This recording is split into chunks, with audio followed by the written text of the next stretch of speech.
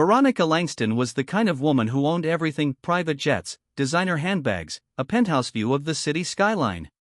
But what she lacked couldn't be bought: warmth, humility, or even a moment of genuine human connection. She treated her sprawling mansion like a kingdom and the people who worked for her like invisible hands moving silently in the background. Among them was Carla, her live-in maid, quiet, punctual, and always respectful. One warm afternoon, sunlight spilled through the glass windows of the drawing room as Veronica relaxed with a glass of champagne, idly moving pieces on her imported crystal chessboard. The air smelled faintly of roses and expensive polish. Carla was dusting the shelves nearby, speaking softly on the phone with someone, her son, it seemed. Veronica barely registered the words until Carla mentioned something that piqued her interest. Her 10-year-old son, Micah, was obsessed with chess. Said he played every night, sometimes against himself. Veronica raised an eyebrow, half amused, half bored. She was known in her circle as a strategic mind, cutthroat in business, sharp on the board. "Your son plays chess?" she asked, her voice laced with sarcasm. Carla straightened up, a little embarrassed but nodding with quiet pride. "Yes, ma'am. He loves the game." With a dismissive laugh, Veronica took another sip of champagne and said, "Why don't you bring the little prodigy tomorrow? I could use a laugh." Her words floated in the air like smoke, elegant but cruel. Carla froze for a second, unsure if it was a joke or a test. But she managed a polite smile and nodded. "Yes, ma'am. I'll ask him." Inside, her heart raced. Micah had never stepped foot in a place like this. He wasn't dressed for mansions or raised for arrogance. But he was brilliant. Carla had raised him alone, in a tiny apartment, teaching him everything she could afford and a lot she couldn't. Old chess books from thrift shops, free YouTube lessons, and hours of quiet practice had shaped a child who didn't just play the game, he understood it in ways Carla couldn't explain. That night, she told Micah about the invitation.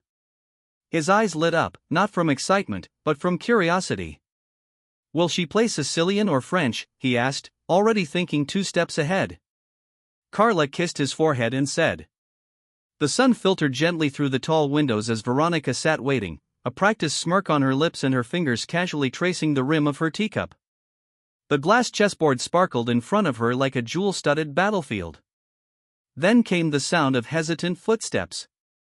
Micah entered the room, 10 years old, small for his age, wearing second-hand sneakers and a faded hoodie. His presence barely filled the space, yet something about his calm, quiet gaze made the room feel different. Veronica looked him over once, unimpressed. She leaned back in her chair, clearly expecting this to be a quick and amusing distraction. "White or black?" she asked, her voice playful, condescending. "Black, please," Micah replied without hesitation, gently pulling out his chair. The pieces were arranged. Veronica moved first. Her opening was bold and aggressive, a practiced queen's gambit that usually caught her casual opponents off guard. But Micah didn't flinch. He studied the board for only a moment before moving a pawn like it was a piece in a larger puzzle only he could see. The first few moves were fast. Veronica kept her usual pace, making snide little comments between turns. But Micah said nothing. His fingers moved slowly but surely, never second-guessing. His eyes stayed fixed on the board, calm as still water. By the 5th move, Veronica's brow furrowed. Something wasn't right. The boy wasn't reacting the way most beginners did. He wasn't falling into the traps she'd laid. By the 10th move, her tone had changed. The smirk had faded, and her fingers tapped anxiously against the edge of the table. Her queen was suddenly in danger, unexpectedly, precisely, beautifully. Micah's expression never changed. He didn't gloat or smile. He simply waited for her next move, already several steps ahead. By the 12th move, Veronica had leaned all the way in, eyes darting from piece to piece, trying to trace how a child had dismantled her carefully laid strategy. Sweat dotted her temple. Her confidence, so casual, so effortless before, was crumbling right there in front of a boy whose shoes had holes in them. Carla stood quietly in the doorway, holding her breath.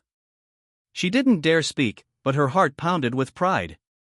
She had known her son was smart, but watching him now, unraveling a millionaire's ego one move at a time, she realized he was something more, a genius. And Veronica was just beginning to understand that too. Veronica sat frozen, her polished fingernails still resting on the armrest of her chair. The crystal chess pieces glinted in the soft light, but the gleam in her eyes was gone, replaced by disbelief, then something unfamiliar, humility. Micah's voice had been so quiet, so gentle, as he said it, checkmate. But the weight of that single word landed like thunder in the room. She blinked, her pride still trying to make sense of what had just happened. A child, a Maid's son, had read her strategy like a book, dismantled it with quiet precision, and ended the game before she even knew she was losing. Where did you learn this? Veronica asked, her voice no longer sharp, but soft and shaken.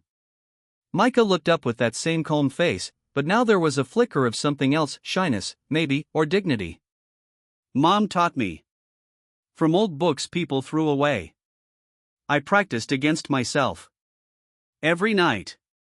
Veronica turned slowly toward Carla, who stood silently near the wall, her hands clasped in front of her, eyes glossy with tears. She hadn't spoken once during the game. She hadn't needed to. Her silence was filled with years of sacrifice, long hours, missed meals, and quiet hopes stitched into every bedtime kiss she'd ever given her son. She had never asked for help. Never expected favors. She only worked every day, without complaint. But now, standing in the mansion where her worth was measured by dust she cleared in beds she made, her son had done what few could, humbled the woman who owned the house. And he hadn't gloated. He hadn't bragged. He had simply played the game, brilliantly, silently, beautifully. Veronica looked between them both, something shifting deep within her. For the first time in a long time, she didn't feel powerful. She felt small.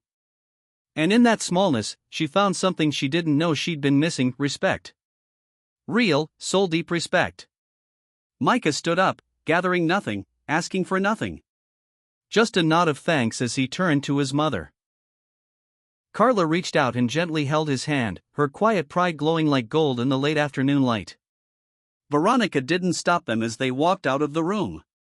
She simply sat there, staring at the checkmate that had changed far more than just a game. The hush of the private chess club was unlike anything Micah had ever experienced. Velvet chairs, mahogany floors, and walls lined with photos of legends, this was a world far from the noisy apartment he called home. And yet, as he sat across from the Grandmaster, fingers lightly touching the pawn in front of him, he wasn't nervous. He was ready. A small crowd had gathered, curious about the boy prodigy from nowhere. Veronica stood near the back, dressed in designer black, her usual arrogance replaced by quiet awe. Beside her, Carla clutched her phone tightly, recording every second with trembling hands, her heart swelling with pride she'd long kept buried. The Grandmaster made the first move. Micah responded in seconds, smooth and fearless. His focus was complete, not distracted by whispers or the weight of the moment. He didn't see luxury or status. He only saw the board. Veronica leaned over to Carla, her voice hushed but sincere. I used to play for fun, she whispered. But your son, he plays from the soul. Carla didn't respond. She couldn't. Her throat was too tight with emotion. She just nodded and hit record again. Move after move, the room grew quieter. The Grandmaster leaned forward. Micah, still as a statue, controlled the board with elegance, not aggression. And when the match finally ended, with a graceful draw that earned nods of approval and astonishment, Micah stood and shook hands without a hint of ego. For Veronica, this wasn't just redemption, it was revelation. A boy she'd once invited as a joke had opened a door she never knew existed, the door to something real, something brilliant, something she hadn't seen in years, if ever. As Carla hugged Micah, and the crowd around them slowly applauded, Veronica looked on, hands folded in front of her heart. She had changed, but not out of guilt. She had changed because of truth. Because of talent. Because of a child who came from the shadows and reminded the world what light really looks like. Sometimes, it takes a child from the shadows to show us what real brilliance looks like.